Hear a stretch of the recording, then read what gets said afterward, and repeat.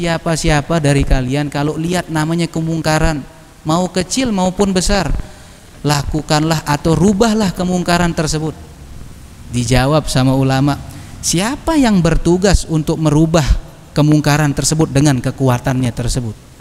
Apakah seluruh orang, semua umat manusia, atau seluruh daripada kita ini yang memiliki kekuatan harus merubah? Dijawab sama ulama mentafsirkan hadis ini, yang diperintahkan sama Nabi SAW untuk merubah daripada yang namanya kemungkaran dengan kekuatannya orang-orang yang memiliki kedudukan, orang-orang yang sudah diamanahkan sama para masyarakat, dari jabatan RT kah sampai naik kepala desa kah, terus sampai kepala negara, itulah yang bertugas untuk merubah yang namanya kemungkaran dengan kekuatannya, karena dia mampu. Contoh, dia memimpin masyarakat, dialah ditunjuk sama masyarakat sebagai pemimpin, dialah yang mampu untuk merubah yang namanya kemungkaran tersebut dengan kekuatannya, karena dia memiliki jabatan. Atau ada peran daripada masyarakat kita, ada yang polisi, ada yang tentara, dia diperintahkan atau diberikan jabatan untuk sebagai pelindung masyarakat. Kalau ada kemungkaran, dia rubah, dia datangi, dia hilangkan kemungkaran tersebut dengan kekuatan dan jabatan yang dia miliki. Jangan nanti pas sudah hilang jabatannya, sudah hendak lagi jadi kepala desa, hendak lagi jadi DPR, hendak lagi jadi tentara, hendak lagi jadi polisi, datang ke ustadz, apa yang saya bisa bantu? Sudah hendak ada jabatannya. Dulu jabatannya itu kalau dia pakai baju tentaranya, orang-orang takut. Kalau dia pakai baju polisinya, anak-anak muda takut. Nah, pakai itu ketika lagi diberikan jabatan sama Allah Subhanahu wa ta'ala. Itulah yang kata Nabi SAW, apabila di antara kalian melihat kemungkaran, rubahlah dengan kekuatan kalian. Siapa ini? Orang-orang yang diberikan jabatan sama Allah Subhanahu wa ta'ala. Bismillahirrahmanirrahim.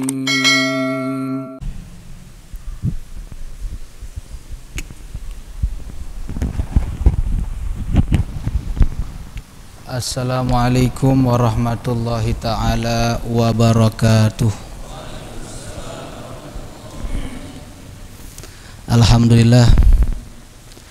Alhamdulillahilladzi farraqa bainal insan wal hayawan bil akli wal ilmi, wassalatu wassalamu ala sayyidir rusuli wa ala alihi wa ashabihi ulul ilmi wal hilmi. Bapak-bapak, ibu-ibu, jamaah Masjid Al-Amin Karangpanas yang dirahmati Allah Subhanahu wa ta'ala. Pertama-tama marilah kita panjatkan puja dan puji syukur kita kehadirat Allah Subhanahu wa ta'ala yang senantiasa masih memberikan kita limpahan rahmatnya, nikmat iman, nikmat Islam, nikmat takwa, dan nikmat taufik, yang dimana kita digerakkan sama Allah Subhanahu wa ta'ala hadir di tempat yang insya Allah Allah Subhanahu wa ta'ala rahmati. Karena kata baginda Nabi besar Muhammad sallallahu alaihi wasallam, siapa-siapa yang berjalan mencari ilmunya Allah Subhanahu wa ta'ala, annal malaikata tubsitu ajnihataha, para malaikat membentangkan dia punya sayap untuk melindungi orang-orang yang senantiasa mencari ilmunya Allah Subhanahu wa ta'ala. Wahitanul bahri tastaghfiru lahum, ikan-ikan yang ada di lautan memintakan ampun kepada mereka. Loh, muncul pertanyaan, mungkin ada di antara kita yang pernah mancing ikan tidak ada lidahnya, bagaimana cara dia istighfar? Ini Nabi SAW memberikan kita perumpamaan hewan yang tidak ada lidahnya saja bisa memintakan ampun kepada orang-orang yang senantiasa mencari yang namanya ilmunya Allah. Bagaimana dengan hewan-hewan yang diberikan lidah dengan Allah Subhanahu wa ta'ala? Saking besarnya fadilahnya orang yang berjalan mencari yang namanya ilmunya Allah Subhanahu wa ta'ala, yang insya Allah majelis atau jamaah daripada Masjid Al-Amin Karangpanas ini dirahmati sama Allah Subhanahu wa ta'ala, diberikan yang namanya keturunan yang soleh dan soleha, yang senantiasa menjalankan daripada perintahnya Allah Subhanahu wa ta'ala dan Rasulnya.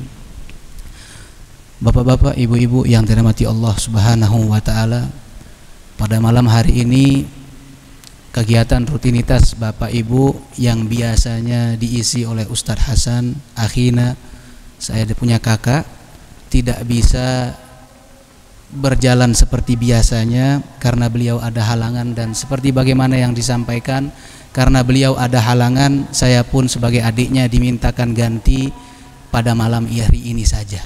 Insya Allah kegiatan mingguan selanjutnya beliau biar diberikan kesehatan, keafiatan, kekuatan, biar terus menjalankan atau menebarkan, menyampaikan daripada kebajikan kepada orang-orang. Amin ya rabbal alamin. Bapak Ibu, jamaah majlis atau jamaah Masjid Al-Amin Karangpanas yang dirahmati Allah Subhanahu wa taala. Pada zaman ini orang-orang diam di rumah berdosa.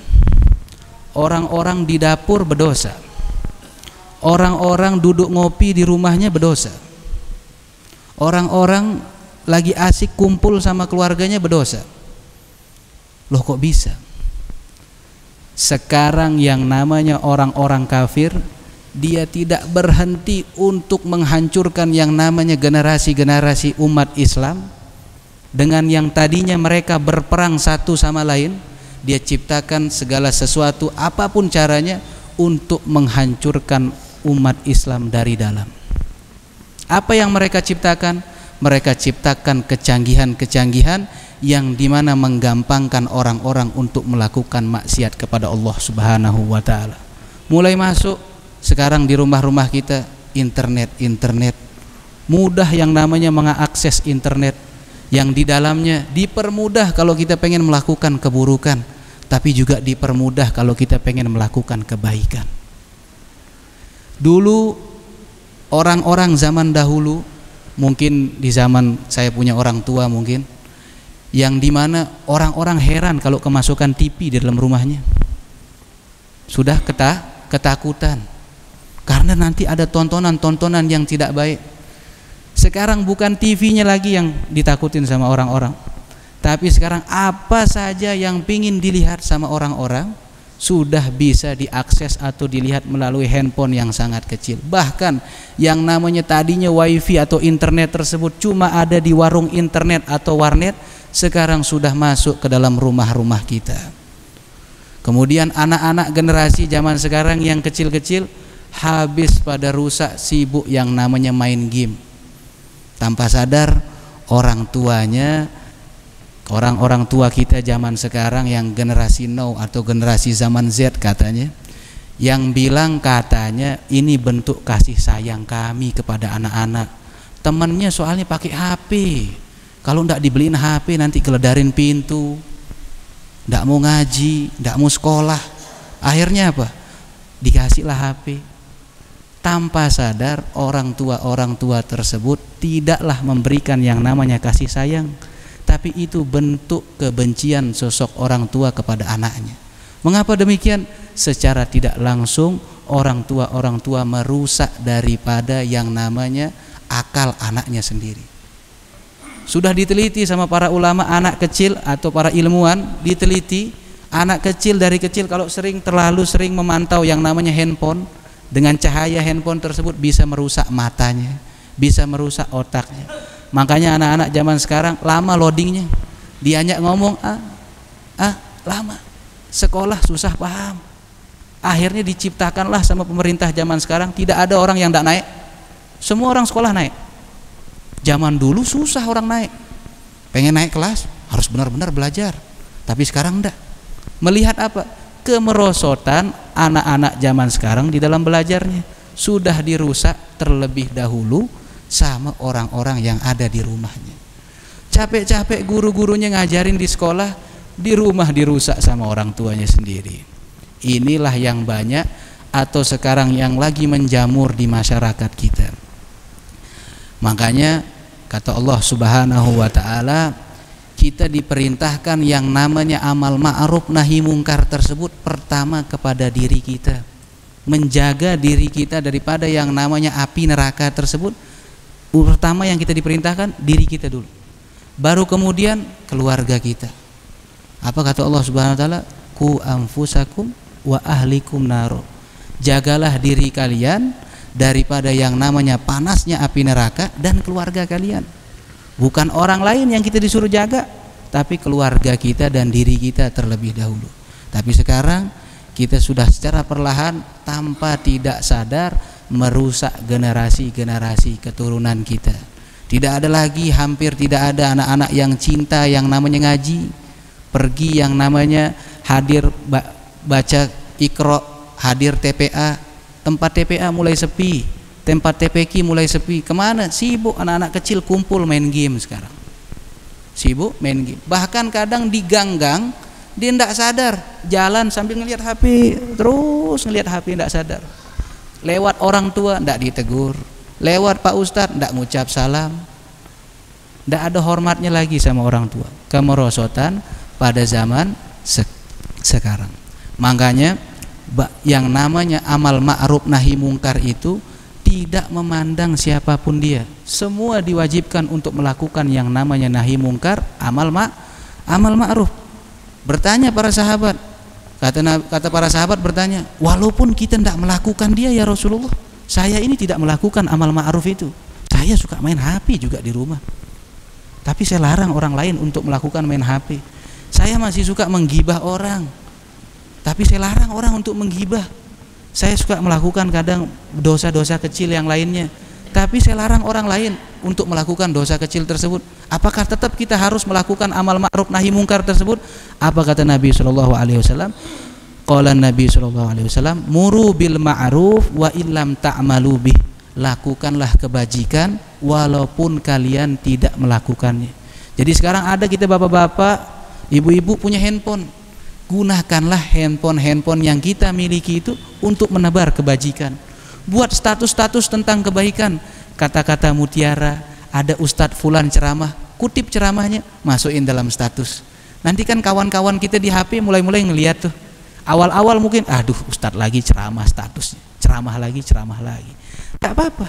Nanti lama-lama ada momennya hati ini dibalik sama Allah Subhanahu wa ta'ala, dia tersentuh, mau dia dengar ceramah tersebut, mau dia lihat ceramah tersebut, walaupun potongan daripada ceramah yang dimana mungkin daripada statusnya Bapak Ibu atau broadcastnya Bapak Ibu melalui handphone, itu bisa menjadi hidayahnya, tobatnya seseorang.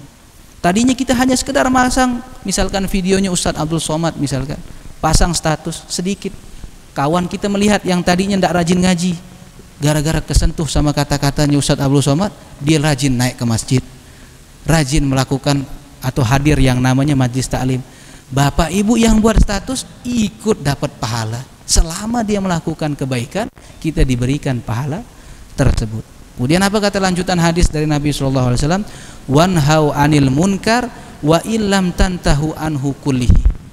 Laranglah kalian daripada yang namanya kemungkaran, walaupun kalian sendiri tidak mampu untuk meninggalkan daripada larangan tersebut secara keseluruhan. Ya, muda-mudi kita mulai yang namanya kemerosotan akhlak. Lihat perempuan-perempuan kita di kampung dibonceng sama laki-laki lain, belum nikah dibawa lari sama laki-laki lain malam mingguan. Kita dari orang-orang kampung diam-diam aja, yang tua-tua di kampung diam-diam aja, yang muda ngelihat perempuan-perempuannya dibawa diam-diam aja, kepala kampung diam-diam aja. Makanya kata Nabi SAW, idza ra'a ahadukum al-munkara falyughayyiru biyadihi. Kata Nabi SAW, siapa-siapa dari kalian kalau lihat namanya kemungkaran, mau kecil maupun besar, lakukanlah atau rubahlah kemungkaran tersebut. Dijawab sama ulama, siapa yang bertugas untuk merubah kemungkaran tersebut dengan kekuatannya tersebut? Apakah seluruh orang, semua umat manusia, atau seluruh daripada kita ini yang memiliki kekuatan harus merubah? Dijawab sama ulama mentafsirkan hadis ini, yang diperintahkan sama Nabi SAW untuk merubah daripada yang namanya kemungkaran dengan kekuatannya, orang-orang yang memiliki kedudukan, orang-orang yang sudah diamanahkan sama para masyarakat, dari jabatan RT kah sampai naik kepala desa kah, terus sampai kepala negara, itulah yang bertugas untuk merubah yang namanya kemungkaran dengan kekuatannya, karena dia mampu. Contoh, dia memimpin masyarakat, dialah ditunjuk sama masyarakat sebagai pemimpin, dialah yang mampu untuk merubah yang namanya kemungkaran tersebut dengan kekuatannya, karena dia memiliki jabatan. Atau ada peran daripada masyarakat kita, ada yang polisi, ada yang tentara, dia diperintahkan atau diberikan jabatan untuk sebagai pelindung masyarakat. Kalau ada kemungkaran, dia rubah, dia datangi, dia hilangkan kemungkaran tersebut dengan kekuatan dan jabatan yang dia miliki. Jangan nanti pas sudah hilang jabatannya, sudah hendak lagi jadi kepala desa, hendak lagi jadi DPR, hendak lagi jadi tentara, hendak lagi jadi polisi, datang ke ustadz, apa yang saya bisa bantu? Sudah hendak ada jabatannya. Dulu jabatannya itu kalau dia pakai baju tentaranya, orang-orang takut. Kalau dia pakai baju polisinya, anak-anak muda takut. Nah, pakai itu ketika lagi diberikan jabatan sama Allah Subhanahu wa ta'ala. Itulah yang kata Nabi SAW, apabila di antara kalian melihat kemungkaran, rubahlah dengan kekuatan kalian. Siapa ini? Orang-orang yang diberikan jabatan sama Allah Subhanahu wa ta'ala. Kemudian dilanjutin hadisnya sama Nabi SAW, fa illam tastati, kata Nabi SAW, fa bilisani. Kalau dia tidak mampu, maka pakai lisannya. Dia merubah yang namanya kemungkaran nih. Siapa yang punya tugas bagian menggunakan lisan ini merubah yang namanya kemungkaran? Para dai-dai yang sudah diberikan ilmu sama Allah Subhanahu wa ta'ala, sudah belajar yang namanya ilmu agama, mereka lah yang diperintahkan untuk mengangkat yang namanya agamanya Allah Subhanahu wa ta'ala. Lihat yang namanya kemungkaran dirubah, ada yang namanya kemaksiatan dirubah, tapi dengan apa? Dengan lisannya. Dengan lisannya. Kemudian dilanjutkan sama Nabi SAW, fa illam yastati fa biqalbihi fa huwa adhaful iman. Katanya kalau kita tidak mampu dengan kekuatan jabatan, tidak punya, tidak mampu dengan lisan, bukan jadi ustadz, bukan jadi kiai, bukan jadi tuan guru, bagaimana? Maka cukup dengan yang namanya hati. Apa maksudnya dengan hati ini? Cukup hati kita ingkar akan maksiat tersebut. Tidak senang ketika kita melihat perempuan-perempuan kita dibawa sama laki-laki lain. Tidak senang kita melihat pemuda-pemuda kita nongkrong-nongkrong, maaf-maaf, yang namanya ngelakuin atau minum yang namanya minuman keras, atau kumpul yang namanya melakukan judi. Tidak senang, tidak mampu saya ngerubah. Ada tongkrongan-tongkrongan dia duduk-duduk sama perempuan main judi, tidak mampu. Setidaknya kita ingkar. Saya tidak mampu, saya tidak memiliki kekuatan. Setidaknya kita sudah ingkar di dalam hati kita, tidak senang. Tapi kalau kita diam-diam saja, nanti kita diadab sama Allah Subhanahu wa ta'ala. Seperti kisah daripada salah satu nabinya Allah Subhanahu wa ta'ala, Yusha bin Nun alaihi salatu wassalam, yang dimana dikisahkan Allah Subhanahu wa ta'ala mewahyukan kepada Sayyidina Yusha ini, inni muhlikun min qaumika arba'ina alfan min khiyarihim wa sittina alfan min syirarihim. Sesungguhnya kata Allah Subhanahu wa ta'ala berkata kepada nabinya nih, salah satu daripada nabi-nabinya Allah Subhanahu wa ta'ala, aku akan menghukum daripada orang-orang yang baik di antara kalian 40 tahun. Orang-orang yang buruk melakukan kejelekan, aku akan hukum selama 60 tahun. Bertanya Nabi Yusha ini, kata, ya Rob, haula'il asyrar fama balul akhyar. Mereka yang dihukum karena keburukannya itu wajar, tapi kalau yang baik-baik ini gimana? Kok mereka ikut dihukum juga 40 tahun? Bertanya Nabi Yusha ini, li'annahum lam yaqdabu li ghadabi wa wakaluhum wa syarabuhum. Ya, katanya mereka ini ya tidak marah ketika apa-apa daripada hukumnya Allah Subhanahu wa ta'ala tidak ditegakkan. Ada kemungkaran, dia biasa-biasa aja, tidak marah. Ya, ngelihat ada kemaksiatan biasa-biasa aja, hatinya biasa aja, ya, kayak tidak terjadi apa-apa. Ya, padahal dia rajin sholat, padahal dia rajin ke masjid, padahal 5 waktu di masjid, rajin berpuasa, ikut diadab sama Allah Subhanahu wa ta'ala. Dan juga apa?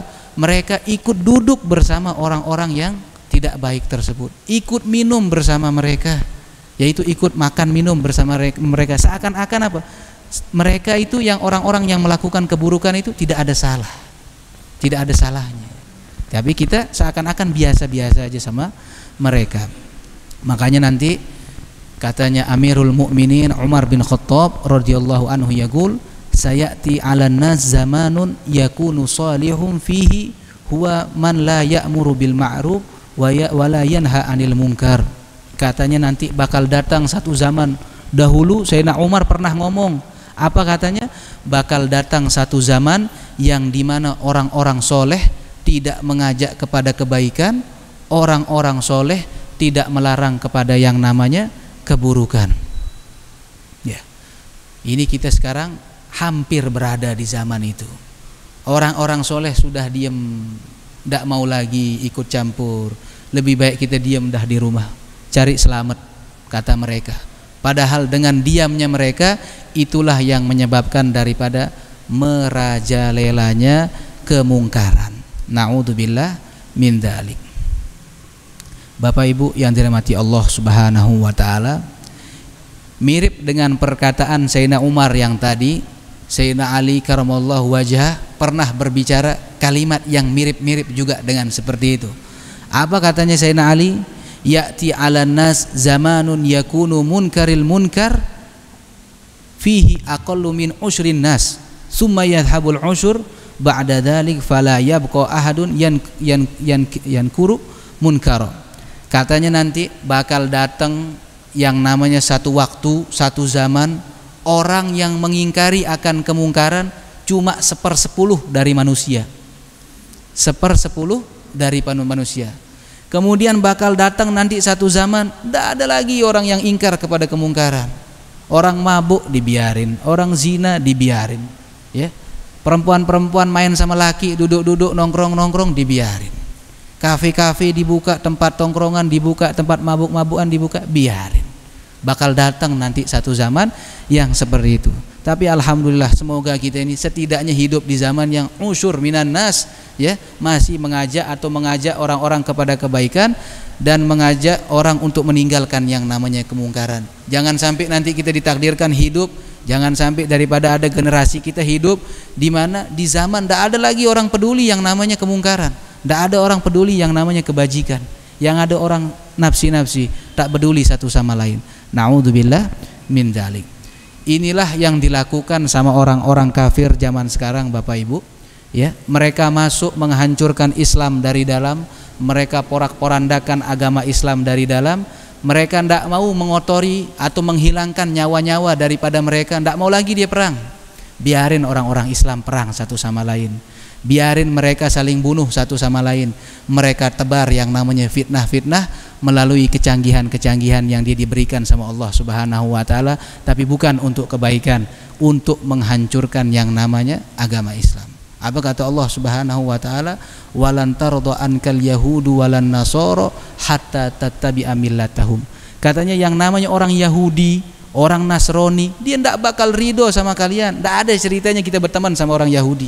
Tidak ada ceritanya kita bersahabat, bakal damai sama mereka nih orang Nasoro ini, ya, orang Nasrani. Mereka bakal lakukan segala cara, apapun itu. Sampai kapan? Sampai kita ikut sama agama mereka. Banyak dari kita sekarang berpeci-peci Islam, baju-baju Islam, rayain Natal tanpa sadar. Banyak tim rebana masuk gereja, katanya bentuk toleransi sama agama. Dikiranya Nabi Muhammad SAW agamanya yang sangat mulia ini tidak ngajarin kita toleransi. Jangan lagi sama manusia, sama binatang kita diajarin toleransi sama Nabi Muhammad. Oh, emang ada? Ada. Nabi Muhammad SAW ngajarin kita, kalau kalian punya daripada hewan yang hendak disembelih, kasih makan dulu, kasih minum dulu, kemudian potong pakai pisau yang tajam. Biar apa? Biar jangan dia terlalu merasakan yang namanya sakit. Nabi aja ngajarin kita toleransi sama yang namanya binatang, bagaimana yang namanya manusia? Islam ini tetap menginginkan yang namanya perdamaian, tapi tidak dengan kita mengikuti ajaran apa yang diajari oleh orang-orang kafir. Bukan berarti kita ini bentuk toleransi kita ikut merayakan Natal, bukan berarti kita ikut merayakan Imlek, atau bukan berarti kita ikut merayakan Valentine dan sebagainya daripada kegiatan-kegiatan yang dilakukan oleh orang-orang kafir. Sebagaimana orang-orang daripada kita sering sekali, bahkan mulai lama-lama marak melakukan misalkan ikut tahun baru. Padahal tahun baru yang mereka rayakan itu adalah tahun kelahiran Tuhan daripada orang kafir. Tapi tahun baru Islam dibuat kajian di masjid-masjid sepi. Pas konser-konser rame. Kemudian tanpa sadar mereka menggunakan topi-topi dijual di pinggir jalan, bahkan tanpa sadar yang jual juga orang Islam. Nggak tahu itu topi adalah diciptakan topi penghinaan ketika orang Islam kalah di perang Spanyol. Dulu yang namanya negara Spanyol itu, Spanyol, Madrid, Barcelona, itu dipegang sama agama Islam. Orang Islam yang menduduki itu. Ketika orang Islam kalah di perang ketika di Spanyol, apa yang mereka lakukan? Mereka hinakan orang-orang Islam dengan dikenakan topi. Topinya kayak gimana? Topi tahun baru.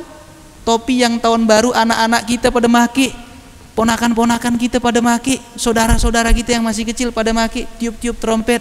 Itu topi diciptakan untuk menghinakan orang Islam. Tapi sekarang yang pakai siapa? Orang Islam. Na'udzubillah min dzalik. Tanpa sadar kita Islam tapi pelan-pelan ikut kepada orang-orang kafir. Kenapa ini demikian? Kurangnya kita hadir daripada mendengarkan kajian-kajian tentang agama Islam, atau turunnya kemerosotan zaman, pengetahuan-pengetahuan orang tentang yang namanya agama Islam. Ya. Bapak Ibu jamaah Masjid Al-Amin yang dirahmati Allah Subhanahu wa taala, ada salah satu sahabat namanya Sayyidina Anas bin Malik. Sayyidina Anas bin Malik pernah berkata di dalam perkataannya, man sami'a ahadan yaf'alu munkaran walam yanhahu jaa yaumal qiyamah asom maqtu'ul udunain.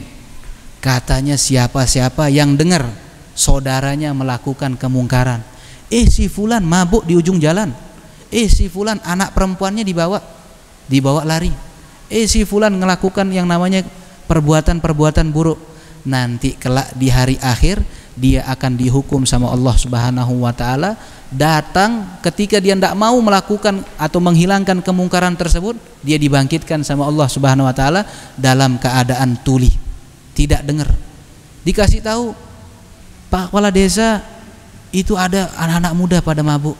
Biarin aja deh, biarin, anak muda, katanya bilangnya gitu. Anak muda, apa nanti hukumannya dari Allah Subhanahu wa taala? Dia akan dibangkitkan sama Allah Subhanahu wa taala dalam keadaan tuli dan telinganya terputus. Na'udzubillah min dzalik. Ya. Bapak Ibu hadirin yang dirahmati Allah Subhanahu wa taala. Pada zaman ini dan hampir hilang pada zaman ini, kita kehilangan sosok orang-orang yang mengajak kita atau pertemanan di antara kita yang mengajak kita kepada kebaikan. Banyak orang salah sangka, apa sih namanya teman? Dia kira teman kalau dulu nakal bareng itu teman katanya. Oh, dulu teman saya nakal di sekolah, itu temannya katanya. Sahabat saya dari kecil, dia bareng saya maling jambu dulu di rumah Bapak Fulan, ya. Itu dikiranya temannya. Yang ngajak dia maling jambu, itu bukan teman Bapak Ibu. Tapi teman itu adalah yang mengajak kita kepada kebajikan dan melarang kita kepada kemungkaran. Itu hampir hilang. Mungkin ada makhluknya Allah nggak dikasih. Kalau ada Bapak Ibu dikasih teman macam gitu, ada teman ke masjid yuk, dengar ceramah yuk, pengajian yuk, hadir sholat 5 waktu di masjid yuk. Ada kajian Ustadz Fulan, hadir ayo. Nah, ini Bapak Ibu pegang tangannya, jangan tinggalin orang ini. Inilah yang disebut dengan sahabat, karena dia mengajak kita kepada kebaikan. Tapi kalau ada yang ngajak main kartu ayo, nongkrong ayo, jalan-jalan yuk, jalan-jalan enggak apa-apa. Tapi kalau tiap hari jalan-jalan, ya nongkrong terus habisin waktu, ya. Nah, ini bukan teman ini, ya, kenalan namanya. Cuma hanya sekedar kenalan. Kita kehilangan orang-orang seperti ini zaman sekarang. Bapak Ibu yang dirahmati Allah Subhanahu wa taala. Ya. Ada seorang ulama namanya Malik bin Dinar, Bapak Ibu. Apa katanya Malik bin Dinar ini? Balagona annallaha ta'ala auha ilal malaikah alaihimus salatu wassalam an sabbul adzaba ala qaryatin kada wa kada sabban fasahatil malaikatu wa qala ya rabbi inna fihim abduka fulan al-abid faqala ta'ala asmi'uni dhajijahu minal adab fa inna wajahu lam yatama'ar qattu idza ra'a maharimi. Ya. Katanya apa? Suatu ketika Allah Subhanahu wa taala pernah merintahkan malaikat-malaikatnya untuk apa? Untuk menghancurkan satu kaum. Disuruh hancurin kaum ini, musnahkan dia, turunkan bala. Menjawab salah satu daripada malaikat, ya Allah, di kampung tersebut, di daerah tersebut, di negeri tersebut ada hambamu yang senantiasa beribadah kepadamu. Dia rajin sholat, rajin puasa, rajin bayar zakat. Apa kata Allah Subhanahu wa taala? Ya. Kata Allah Subhanahu wa taala, perdengarkan kepadaku teriakan dia yang sangat pedih menerima yang namanya azab. Kenapa dia disuruh untuk memperdengarkan Allah Subhanahu wa taala mendengarkan adab yang ditimpakan di negeri tersebut padahal dia orang soleh? Suruh juga timpakan kepada dia. Karena dia tidak pernah marah ketika melihat kemungkaran-kemungkaran atau hukum-hukumnya Allah Subhanahu wa taala tidak ditegakkan. Nanti sama Allah Subhanahu wa taala dia juga ikut yang namanya diadab. Naudzubillah min dzalik. Makanya oleh karena itu Bapak Ibu, kita kehilangan yang namanya sosok-sosok orang tua yang mendidik anak-anaknya, mengajarkan anak-anaknya akhlakul karimah. Ya, akhlakul karimah.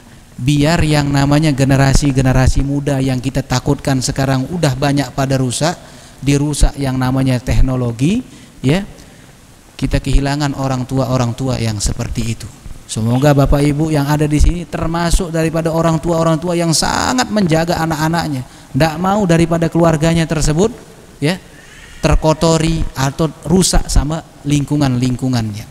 Sebenarnya kata para peneliti tentang yang namanya handphone, Bapak Ibu, mereka yang menciptakan handphone tersebut tidak mau kita pakai HP tiap hari, padahal dia nyiptain HP. Dia tidak mau kita pakai HP tiap hari. Tapi apa tujuan mereka menciptakan HP? Mereka tujuannya menciptakan HP adalah untuk membantu sedikit daripada kebutuhan manusia. Bukan tiap hari kita tonton nih HP, bukan. Karena masih banyak kehidupan yang harus kita lakukan. Ada jumpa sama orang, hadir kehidupan bermasyarakat. Kalau ada jenazah hadir, kalau ada kegiatan masyarakat hadir, kalau ada pernikahan saling bantu, ada yang tasyakuran saling bantu. Tapi sekarang kalau ada yang nikah, selamat, cuma di status saja. Semoga diberikan keluarga sakinah mawaddah. Tidak hadir, cukup status saja. Kalau ada yang meninggal, innalillahi wa inna rajiun. Pas nguburin, tidak hadir. Pas ketika lagi proses mandiin jenazah, tidak hadir. Kemana dia? Di HP-nya aja ngucapin takziah, innalillahi wa inna ilaihi rajiun. Padahal kehidupan yang nyata adalah kehidupan kita bermasyarakat. Bagaimana nanti kita bakal ditolong sama saudara muslim kita di kampung, di masyarakat, kalau kita sendiri tidak turun di masyarakat, kehidupan bermasyarakat. Sebagaimana kata Nabi SAW, kama tadinu tudan. Sebagaimana kalian perbuat, begitu nanti kita bakal dibalas sama Allah. Jadi kalau ada orang-orang rajin di berbuat baik, aktif di masyarakat, ya. Kalau ada orang butuh pertolongan, dia aktif. Terimalah nanti, pasti banyak orang yang bakal bantu dia. Kalau ada orang aktif di kampung, rajin kehidupan bermasyarakat, suka tolong orang, kalau ada yang butuh bantuan, ada yang tasyakuran, dia bantu. Dia yang pertama kali. Ada yang buat tasyakuran, dia pertama kali bawa pisau. Buat apa? Buat bantu-bantu motong-motong, ya. Kalau ada dia punya rezeki lebih, dia antar air, dia antar beras, dia tolong saudara muslimnya. Nah nanti orang-orang yang macam seperti ini nih, orang-orang bakal berbondong-bondong juga bantu dia tanpa sadar. Boleh Bapak Ibu lihat di kehidupan bermasyarakat, mungkin di antara Bapak Ibu ada orang-orang yang suka membantu dalam kehidupan bermasyarakat. Pasti kalau dia yang namanya butuh pertolongan, orang-orang berebut untuk membantu dia di dalam kehidupan bermasyarakat. Bapak Ibu yang dirahmati Allah Subhanahu wa taala, oleh karenanya, karena kita kehilangan generasi-generasi seperti ini, mungkin banyak yang bertanya, saya sekarang Pak Ustadz udah tua, saya telat belajar, tidak sempat ngajarin anak-anak saya. Dulu saya juga tidak sempat belajar, jadi saya tidak bisa ngajarin anak-anak saya. Maka masukkanlah anak-anak Bapak Ibu ke ke dalam TPA, TPQ yang sudah dibuat sama ustadz-ustadz kita yang ada di kampung. Kalau ndak ada di kampung kita, silahkan cari di kampung sebelah atau kampung-kampung yang terdekat sama kita. Sudah siapkan. Untuk apa? Untuk fungsinya tanpa sadar nanti Bapak Ibu mendapat kebaikannya di hari akhir.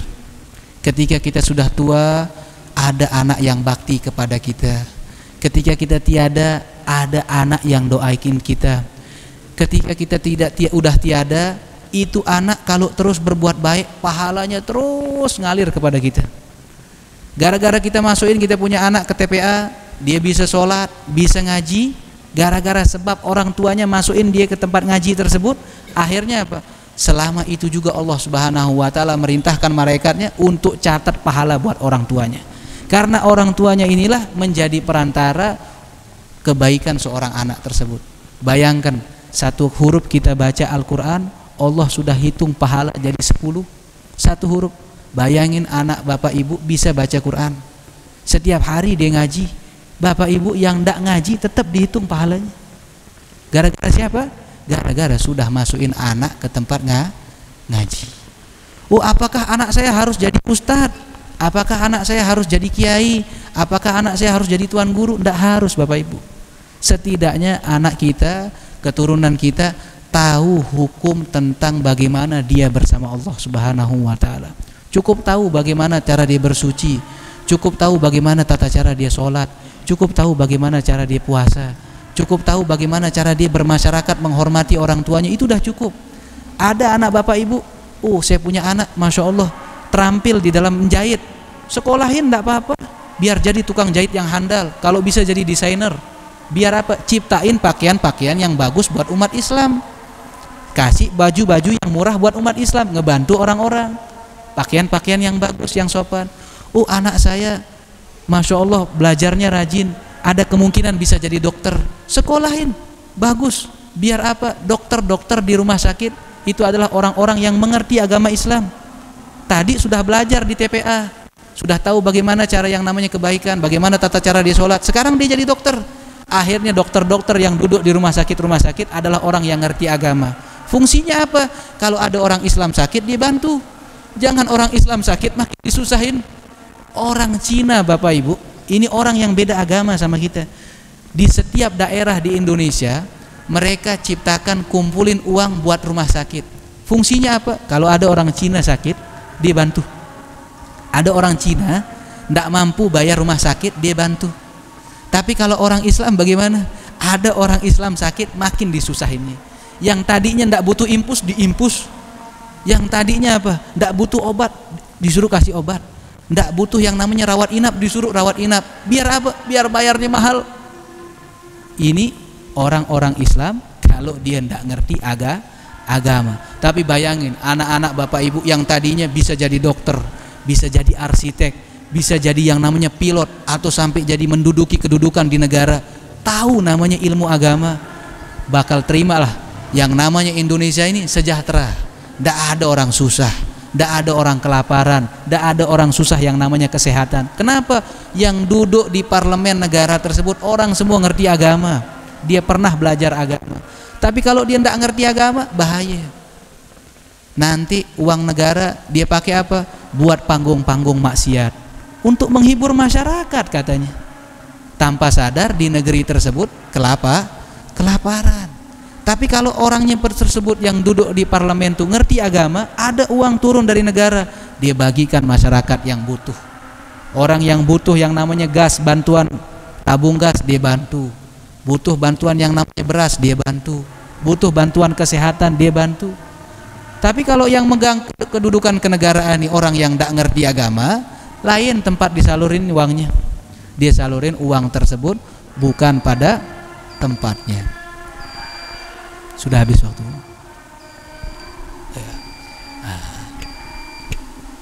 Karena sudah ada sirina Bapak Ibu, ya, tandanya kita ditegur sudah cukup katanya. Ya. Maka demikian yang saya bisa sampaikan Bapak Ibu.